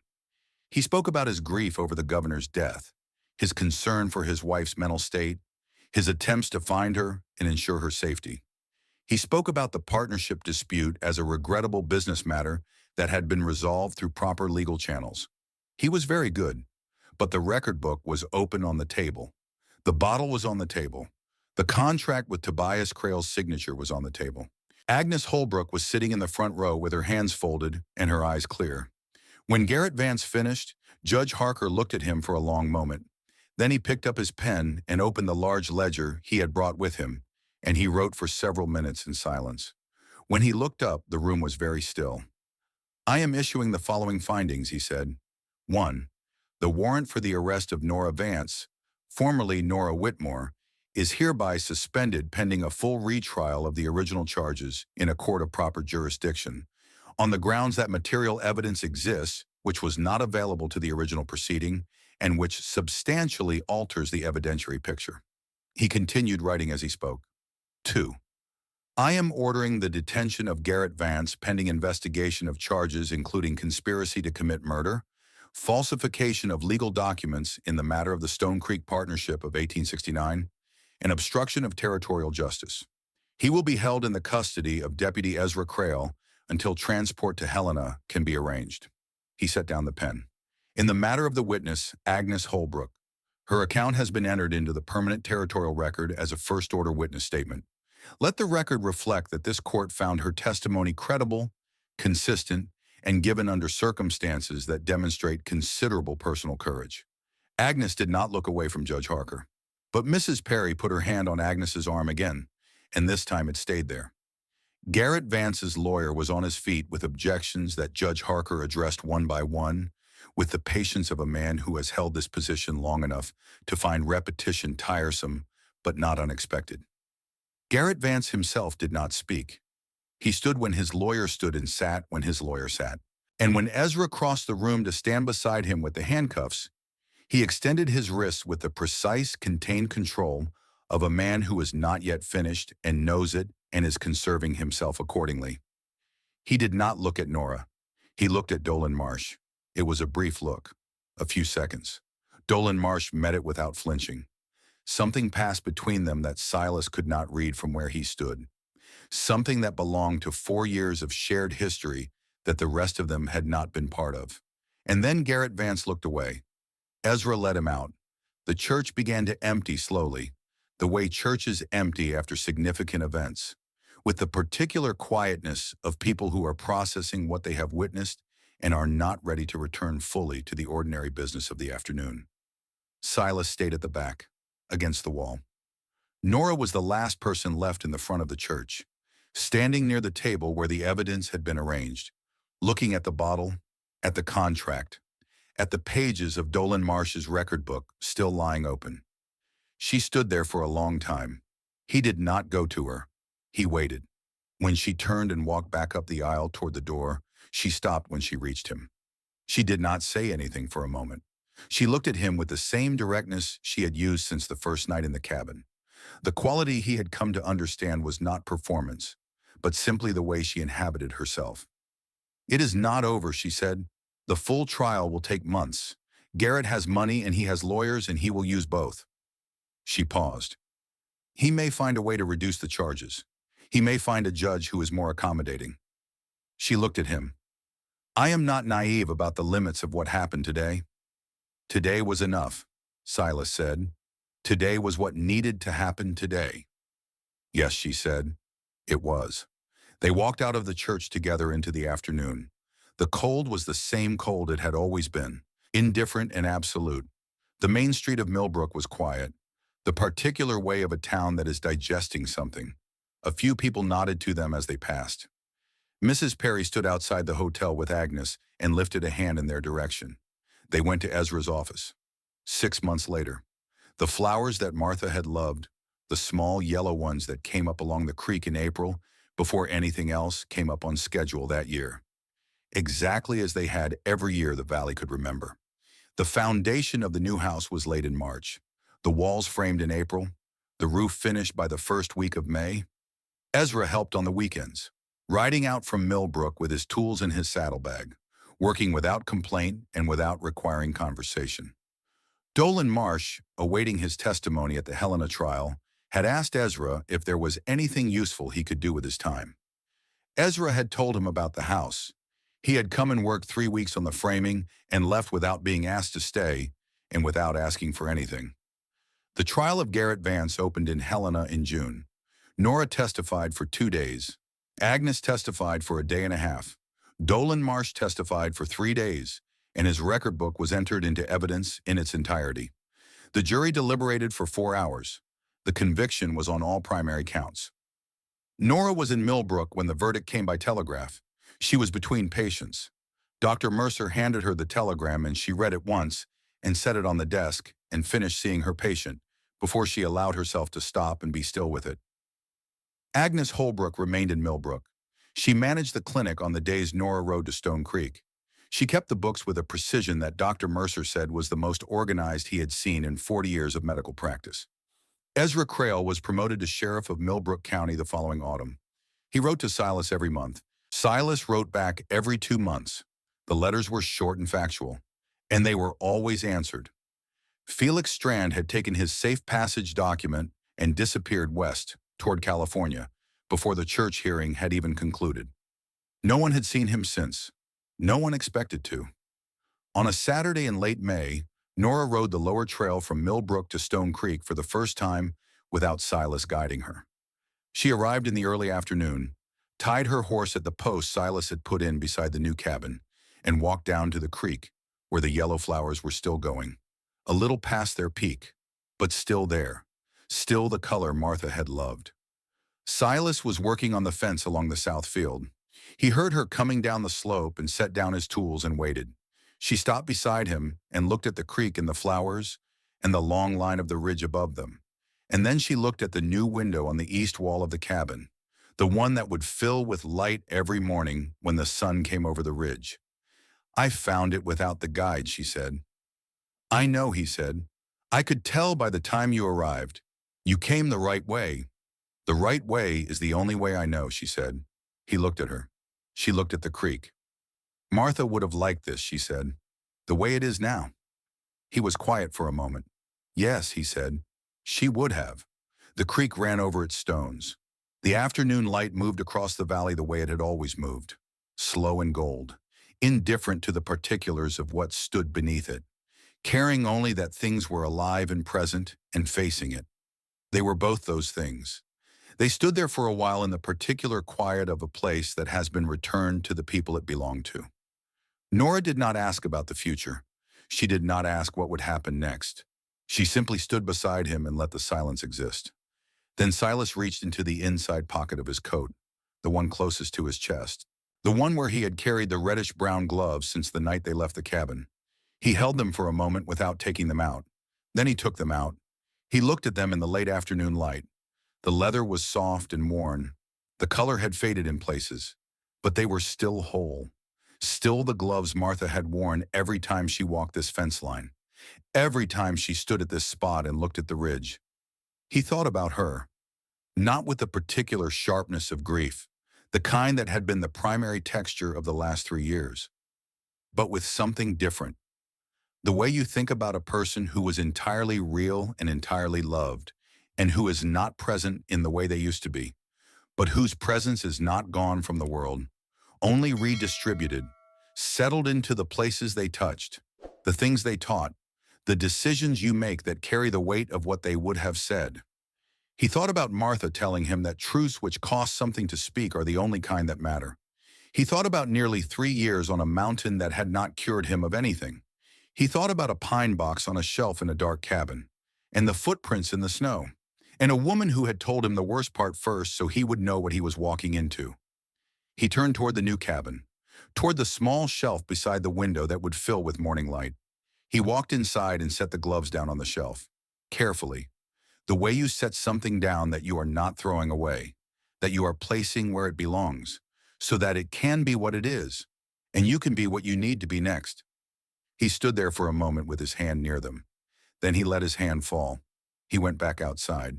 Nora was watching him. She had seen what he did. She did not look away from it. She did not say anything about it. And that was exactly right. It was not the kind of thing that needed commentary. It was not the kind of thing that needed witness so much as it needed simply someone present who understood what it was. She understood what it was. "The spring roots," she said after a moment. "I will need to know all of them, not just the main ones." "There are 7 that matter," he said. "The others are variations." "Then 7, she said. "It will take time to learn them properly." She paused. "But I will keep having time," she said, "for as long as it takes." They went back inside. The cabin was small but solid, built to last, with a fireplace that drew well and windows that let in light and a door that fit its frame without warping. He had built it himself, with help from Ezra and Dolan and the occasional hand from a neighbor who had heard about what happened and wanted to do something without being asked. It was not the same as the house that had stood here before, the one where Martha had lived with him for 3 years before everything fell apart. That house was gone, burned by accident or intention in the years after they lost the land. Only the foundation remained, the stones blackened by fire and overgrown with grass. He had built the new cabin on a different spot, 50 yards to the east, close enough to see the creek and the flowers and the ridge, far enough that he was not living in the footprint of what had been taken. That evening, Agnes and Ezra rode out from Millbrook together. They arrived as the sun was going down. Agnes had brought food from the hotel kitchen. Ezra had brought coffee and a bottle of something he said was appropriate for occasions. They ate together at the table Silas had built from timber he had cut himself. Agnes had taken over the cooking without asking permission.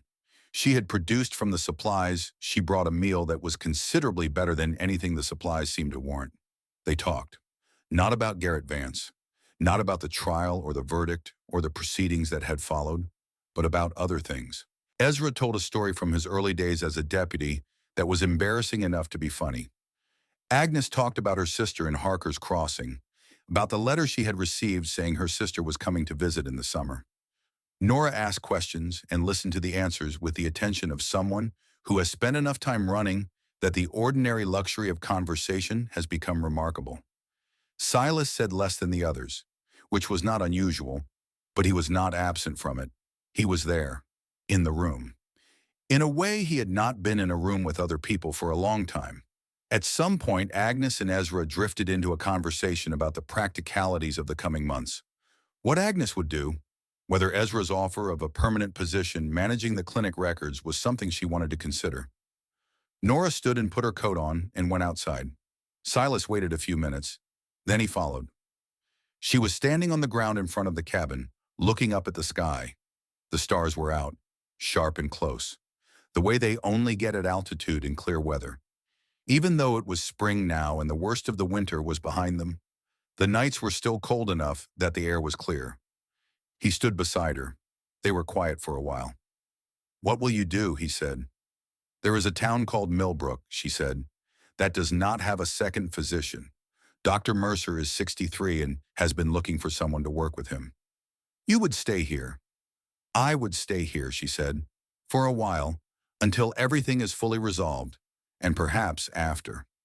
She was quiet for a moment. "And you," she said.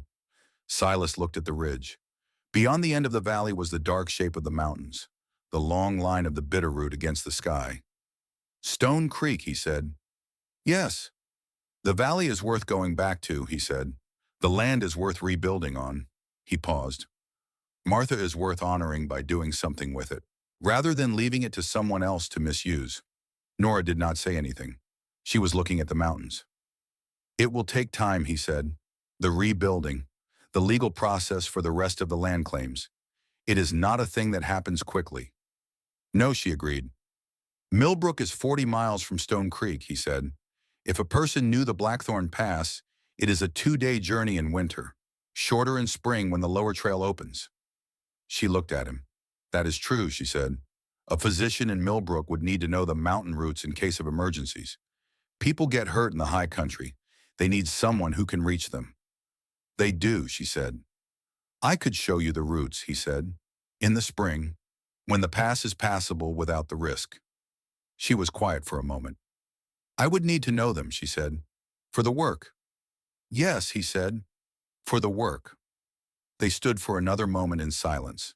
The fire inside the cabin cast a warm glow through the window. He could hear Agnes saying something to Ezra, Ezra laughing in response. "Tomorrow," Nora said, "I will ride back to Millbrook in the morning. Dr. Mercer has patients scheduled." "I know, but next Saturday." "Yes, I will come back," she said. "If you will show me the eastern route, the one that follows the high ridge." "The high ridge is more difficult," he said, "but it is faster once you know it. Then I will learn it." She looked at him. He looked at her. The stars were bright above them. The cold was present but not severe. The kind of spring cold that reminds you winter is not entirely gone, but does not threaten you with it. "Good night, Silas," she said. "Good night." She went back inside. He stayed outside for a while longer, looking at the stars, looking at the ridge, looking at the dark shape of the mountains against the sky. Then he went back inside too. The summer that followed was the first good summer Stone Creek had seen in 5 years. The grass came up thick along the creek. The yellow flowers gave way to white ones and then to purple ones as the months turned. The fence line was finished in June. The second field was cleared in July. Nora came every Saturday. She learned the eastern route and the western route and the 5 variations that mattered for different weather conditions. She learned to read the sky the way Silas read it, to listen with the back of her skull instead of the front of her ear. She brought medical supplies on her 3rd visit and showed him how to clean and dress a wound properly, how to recognize the signs of infection, how to set a simple fracture. He brought her coffee on her fourth visit, made the way Agnes had shown him, which was better than the way he had been making it for nearly 3 years alone on the mountain. They did not talk about the future. They did not make plans. They did not need to. The future was happening. The plans were being made, not in words, in the simple accumulation of Saturdays, in the trails learned, in the meals shared, and the silences that grew more comfortable as the months went on. On the last Saturday of September, as the first cold of autumn was moving into the valley, Nora arrived earlier than usual. She had brought Agnes with her, and Ezra. Agnes had a basket of food. Ezra had tools. They had ridden together from Millbrook in the early morning darkness, arriving at Stone Creek as the sun was coming up. Silas met them at the fence line. "What is this?" he said. Agnes looked at him with the expression she had worn since the first day he met her. Patient, direct. The look of a woman who has seen enough that very little surprises her anymore. "It is called a visit," she said. "People do it sometimes, when they care about other people." He looked at Ezra. "She insisted," Ezra said. "I tried to tell her you did not like visitors." "I like visitors fine," Silas said. "I just have not had many." Agnes walked past him toward the cabin. "Then you will have some today," she said. "I am going to make breakfast. You will eat it. We will talk about things that do not matter very much, and then we will leave you alone again." She went inside. Ezra looked at Silas. "She has been planning this for 2 weeks," he said quietly. "I think she has decided you are part of her people now." "Her people.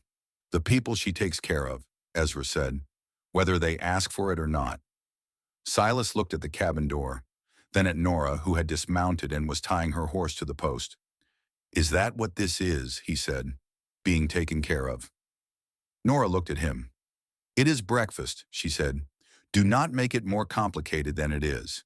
They ate together, all four of them, at the table in the cabin that was now large enough to hold 4 chairs because Silas had built 2 more in August. Agnes had made biscuits and eggs and something with dried fruit that was better than anything Silas had eaten in years. They talked about the weather, about the harvest, about the trial of a man in Helena who had been caught stealing cattle and had tried to argue that the cattle had followed him home. They did not talk about Garrett Vance. He was in prison. He would stay there. There was nothing more to say about it. When the meal was finished, Agnes stood and began clearing the plates. Silas stood too. "I will do that," he said. "You will not," Agnes said. "You will go outside and show Ezra whatever it is you have been working on in that field. He has been asking about it since we arrived." Ezra looked at Agnes. "I have not been asking about anything," he said. "You have been thinking about it," Agnes said. "I can tell." "Go." Ezra looked at Silas. Silas looked at Ezra. They went outside. They walked along the fence line toward the eastern field, the one Silas had been clearing since July. "It is good land," Ezra said. "I remember it from when your father worked it. He got good yields from this field." "He did," Silas said. "The soil is better on this side. Something about the way the water drains." They were quiet for a moment. "She is a good woman," Ezra said. "Agnes." "Nora." Silas did not respond. "I am not saying you should do anything about it," Ezra said. "I am just saying what I observe. She comes here every week. She has learned every trail you have shown her. She brings supplies she does not need because she knows you might." "She is building a medical practice," Silas said.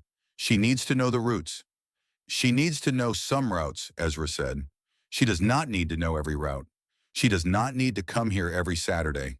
She does not need to stay until the sun is going down and then ride back in the dark." Silas looked at the field. "I am not ready," he said. Ezra was quiet for a moment. "I know," he said. "And she knows. That is why she has not asked you for anything. That is why she comes every Saturday and helps you with whatever you are working on and leaves without making it more than what it is." He paused. "But I will tell you what I have learned in 36 years of living. Nobody is ever ready. You just decide one day that the thing you are afraid of is smaller than the thing you are hoping for. And then you act." Silas did not respond to that. They walked the rest of the fence line in silence. When they came back to the cabin, Agnes and Nora were standing outside. The horses were saddled. The basket was empty. We are going, Agnes said. There are patients in Millbrook who need attention. She looked at Silas. You will eat the rest of what I left in the kitchen. You will not let it go to waste. I will eat it. Good. She climbed onto her horse. Ezra climbed onto his. Nora was the last to mount. She looked at Silas for a moment without saying anything. Then she said, next Saturday. Next Saturday. She rode away with the others.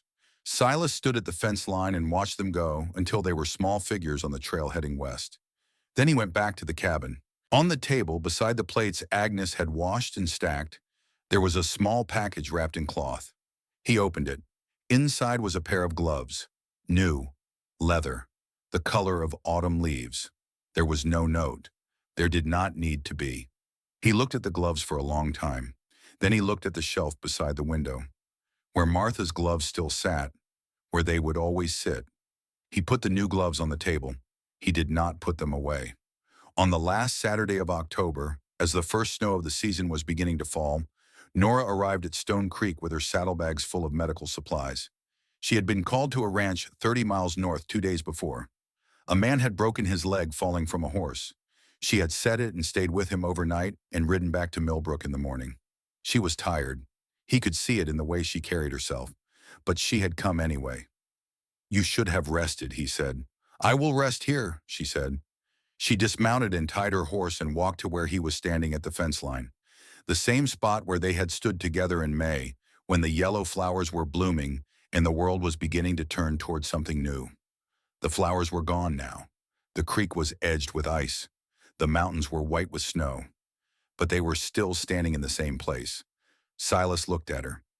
In the months since the trial, since the verdict, since the long summer of Saturdays, something had changed.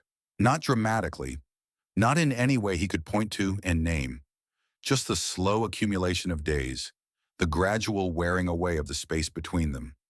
He thought about what Ezra had said, about being ready, about deciding that the thing you hope for is larger than the thing you fear. He thought about Martha, about what she would have wanted for him, about what she would have said if she could see him now. Standing at the fence line with a woman who had taught him that forward was still a direction he could move in. Nora, he said. She looked at him. He did not have words prepared. He had never been a man who prepared words. He said what was true and let the truth do whatever work it was going to do. I have been alone for nearly 3 years, he said. I came up the mountain because I did not know how to be anywhere else. And for a long time that was enough, or I told myself it was enough. She did not say anything. She waited. But it is not enough anymore, he said. And I think it stopped being enough the day I found footprints in the snow and followed them to a woman who should have been dead and was not. The snow was falling around them, light and steady, the kind of snow that would accumulate overnight and make the world white by morning. I am not asking you for anything, he said. I am just telling you what is true. So you know. She was quiet for a moment. Then she said, I have been coming here every Saturday for 6 months. Yes. I have learned every trail you have shown me. Yes. I have brought supplies I do not need and stayed until dark and ridden back in the cold. Yes. She looked at him. I know what is true, she said. I have known since the first night in the cabin. When you took out that contract and showed me who you were. When you could have taken me to Copperhead Flats and claimed the reward, and instead you carried me up a mountain. She paused. I am not asking you for anything either, but I am telling you that I am here, and I will keep being here, for as long as you want me to be. He did not say anything. He took the new gloves from his pocket, the autumn-colored ones that had been left on his table in September. He had been carrying them since then, not wearing them, just carrying them, the way he had carried Martha's gloves for nearly 3 years. He put them on. They fit. Nora looked at the gloves. Then she looked at him. Those are the ones Agnes left, she said. Yes. You are wearing them. Yes. She smiled, the same smile she had given him in May, the one that changed her whole face. Good, she said. They went inside. The fire was already burning. He had started it that morning, knowing she would come. She sat down at the table. He sat across from her. The snow fell outside. The fire crackled inside. The gloves were warm on his hands. Tell me about the winter routes, she said. The ones that are only passable in certain conditions? There are three, he said. The first follows the ridge line above the timber. It is only safe when the snow is packed hard and there is no risk of avalanche. He told her about the routes. She listened. She asked questions. The afternoon passed. When the light began to fade, she stood. I should go, she said, before it gets too dark. He stood too. Or you could stay, he said. She looked at him. It is the first snow, he said. The trails will be difficult in the dark. There is a spare room. You could leave in the morning. She considered this. Agnes will worry, she said. I will ride with you tomorrow, he said. Part way, until you are on the main trail. She was quiet for a moment. All right, she said. That night, she slept in the spare room. He slept in his own room. The fire burned low between them. In the morning, the world was white. They rode together to the edge of the valley, where the trail split and the main route to Millbrook became clear and easy to follow. They stopped there. Next Saturday, she said. Next Saturday. She turned her horse toward Millbrook. He watched her go. Then he rode back to Stone Creek. The winter that followed was the coldest in 5 years. But the cabin held. The fire burned. The supplies lasted. Nora came every Saturday that the trails were passable. When they were not, she sent letters with whoever was making the journey. Spring came in March, early. The snow melted faster than usual. The creek rose and flooded its banks and then settled back into its bed. The yellow flowers came up in April, right on schedule. And on the first Saturday of May, a year after Nora had first learned the route to Stone Creek, she arrived at the cabin with a question. She did not ask it right away. She waited until they had walked the fence line together, until they had stood by the creek and watched the water move over the stones, until they had gone back to the cabin and sat at the table where they had sat so many times before. Then she said, Silas, yes, I have been thinking. About what? About Millbrook and Stone Creek, about the distance between them. He waited. Dr. Mercer wants to retire, she said, by the end of the year. He has asked me to take over the practice. That is a good thing, Silas said. It is, she said, but it means I will be in Millbrook permanently, not just for a while. Permanently, I understand. She looked at him. I do not want to be in Millbrook permanently, she said. I want to be here, at Stone Creek, with you. He did not say anything. I know what I'm asking, she said.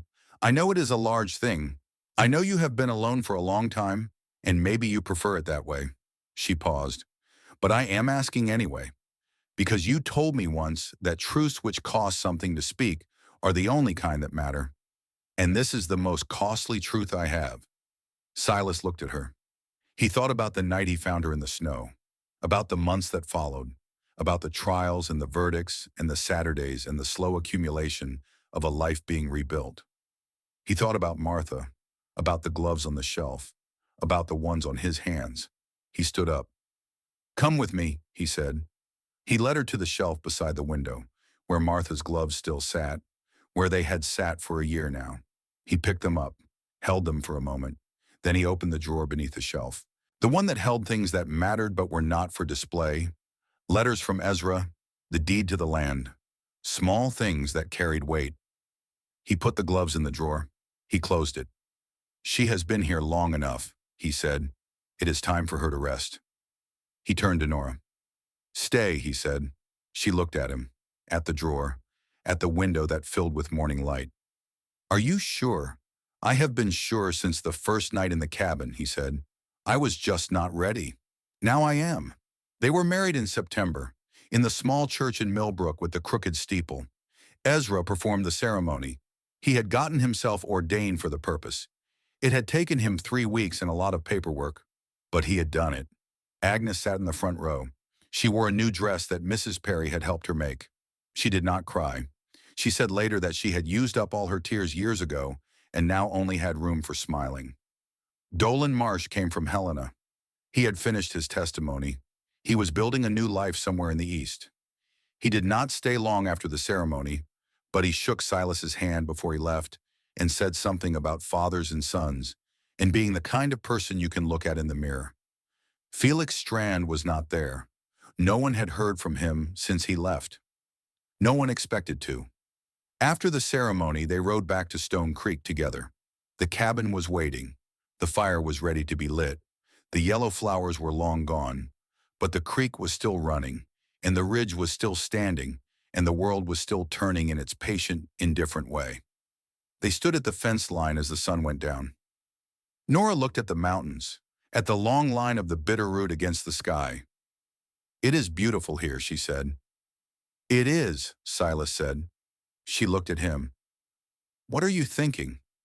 He was thinking about many things, about the past and the future and the present moment where they all came together, about loss and recovery and the strange way that the worst things that happen to you can sometimes lead to the best things that come after. But he did not say any of that.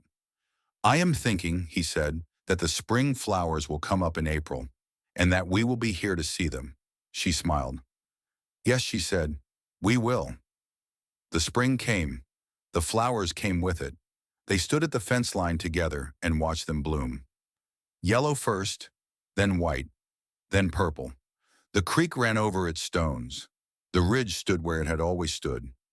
The sun came up every morning through the window on the east wall and filled the cabin with light. And in the drawer beneath the shelf, tucked away with the letters and the deed and the small things that carried weight, a pair of reddish-brown gloves rested in the dark. Not forgotten, just at peace. The end.